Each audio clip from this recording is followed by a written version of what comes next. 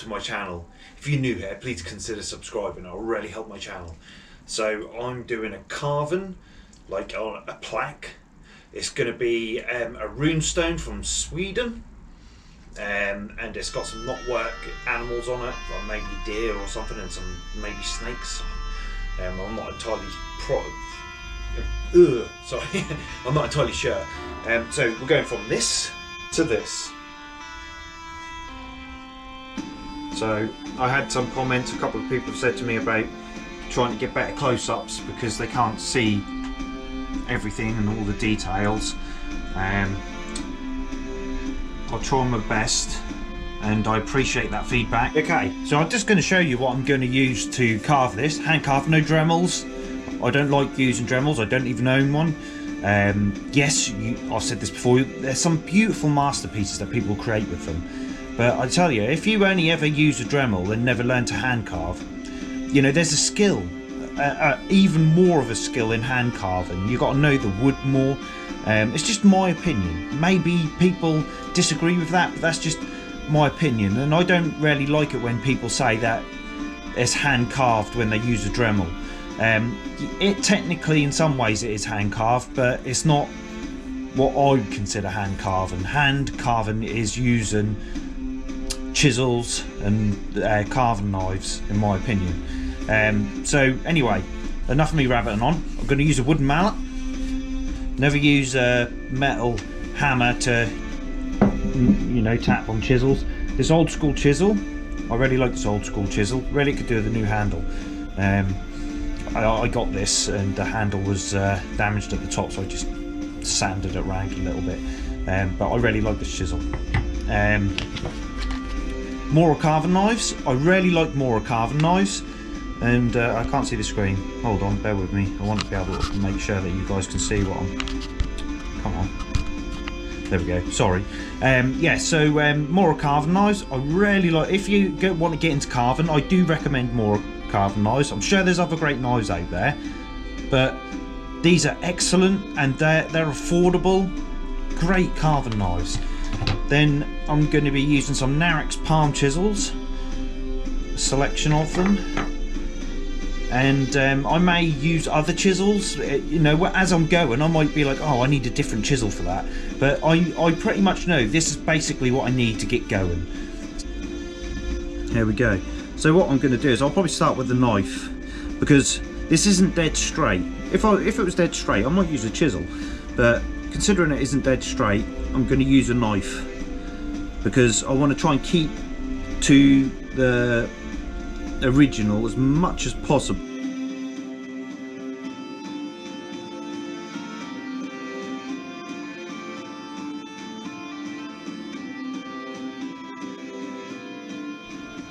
Okay, so I've finished with the knife going round all of the outside, going round all of the lines with the knife. And the reason why I go around with the knife, and I use a chisel as well on the straight bits, as you can see here along this straight line here, I use the chisel for that. I mean, you can use a knife when it's going with the grain this way, but going across the grain it's better to use the chisel, I find personally. Anyway, so hold on, let me move this a little bit like that. I try and get it as best in the shot as I can. So at this point I'm now going to start removing the material out. So what I'll do is I'll use the chisel, palm chisel, just to go around the edge.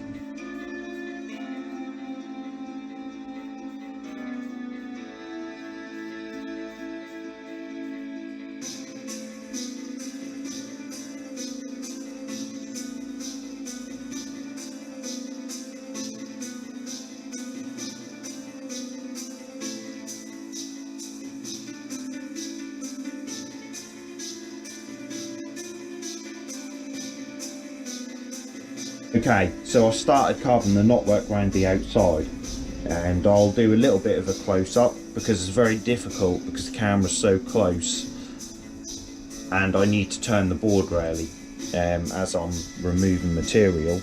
At some point I'll see if I can try and get something rigged up so I can do close-ups without the camera being in the way, but for now I'll work with what I've got. So I'll very carefully remove the material away. One being the knotwork is quite thin, and it'd be quite easy to have a breakout. So it's just a case of going easy, you know, as well as it being oak. You know, there's some hard bits, and one false move and you could break a bit out.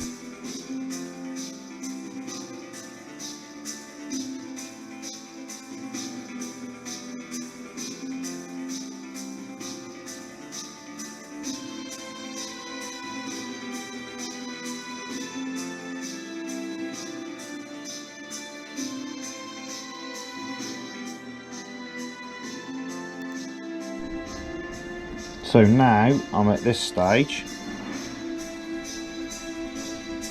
I've carved out all of the knotwork. So now, if you can see, I've got lines going in between either side. That's just a rough guide to remove the material around the outside of the knotwork.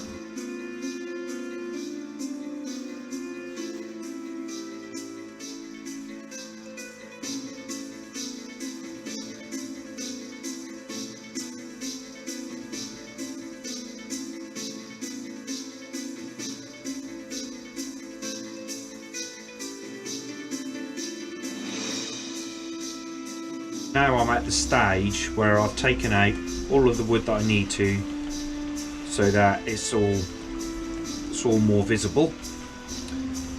The next stage is going to be taking out a little bit of wood so that the knotwork stands out. So see, like, I mean, it's kind of rubbed off a little bit, but here and here, just a little bit, not much. Not taking the whole lot down either. Here as well, and this will also need to be taken down. Just a slight shampoo, really. So now I'm just on the last bit of the knotwork, just taking little bits out just to make it look like that's going under, give it a bit more depth rather than it being flat.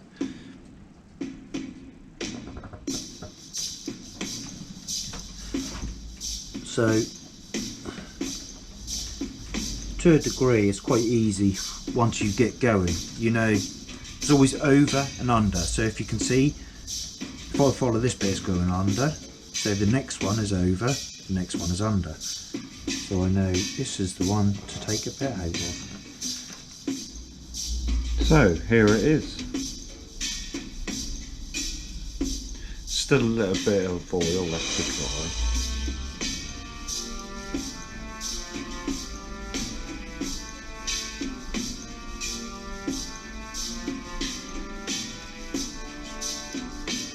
And I just want to say, now I've got to the end, thank you so much for everybody that has watched the video in its entirety. I very much appreciate that, and it actually really does help my videos. So I'm going to finish that. There's still a little bit of shine to it, so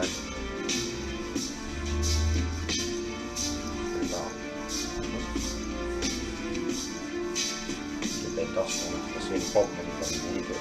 Dust on everything. Yeah. So I hope I did do a close up a minute ago of it, but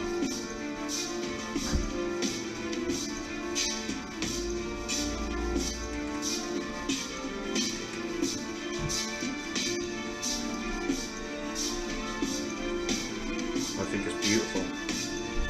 I'm not saying it to be like because I made it. I just love the rune stone in general and knotwork, and I just think it looks beautiful.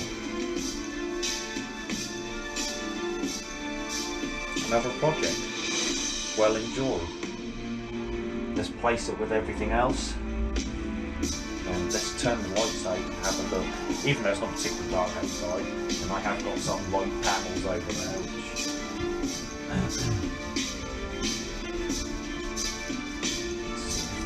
gently place them. Gentle. Move these candles a little bit.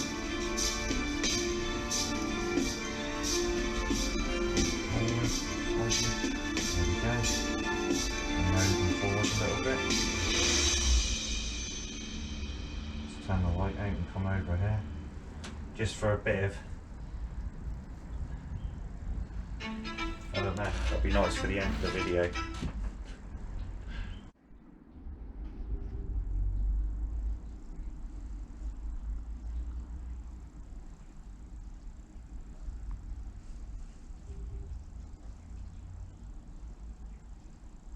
Take care, everyone.